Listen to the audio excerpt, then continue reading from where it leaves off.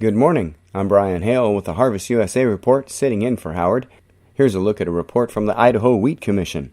We'll be back with the Executive Director of the Idaho Wheat Commission right after this. We want to draw your attention to cattleman'scorner.com, and you'll notice that we have two big sales coming up in the central part of Nebraska. Thursday, November 3rd, the all-class cattle auction at Broken Bow Livestock in Broken Bow. And then Friday, November 4th, special cattle auction at Burwell Livestock. You can view the consignments by going to cattleman'scorner.com.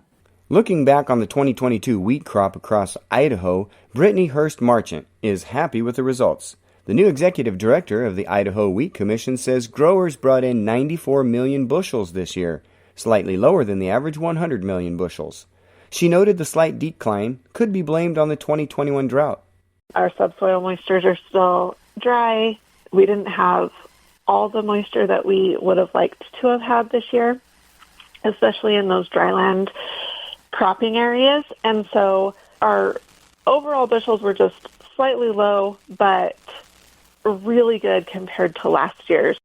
When it comes to the quality of the 2022 crop, one thing that makes Idaho stand out with wheat is the consistency in the quality. So this year was no different. Our quality was really excellent. There were a few pockets where, again, just because of the drought and hot weather and not enough moisture, the quality was maybe a little bit lower than what we're used to, but that was not the overall average by any means.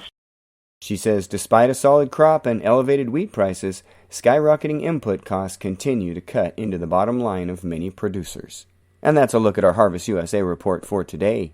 Thanks again for listening, and may God bless. I'm Brian Hale.